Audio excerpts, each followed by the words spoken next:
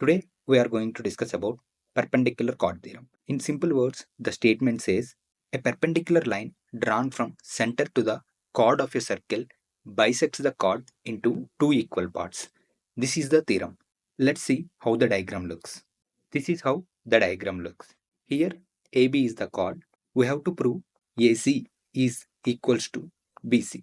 Before jumping into proving the theorem, let me explain you one concept. The concept is congruency of triangles. If two triangles are said to be congruent, then they have same shape and size. It means the triangles are going to have equal sides and equal angles. That is called congruency of triangles. There are 5 congruency of triangle rules.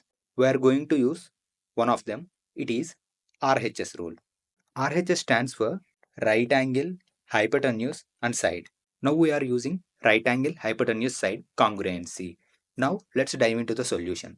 Now consider triangles OCA and triangle OCB. Now we are going to prove these two triangles are congruent, and that too using RHS congruency. So why we are using right angle, hypotenuse, side congruency is triangle OCA and triangle OCB are right angle triangles.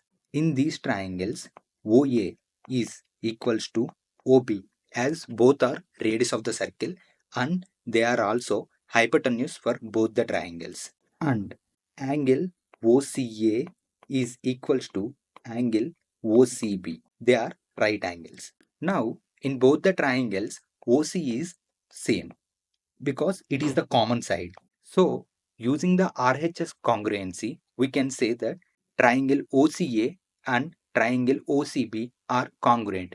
As previously I said, in congruent triangles, both sides and angles are equal. So, we can say AC is equals to BC.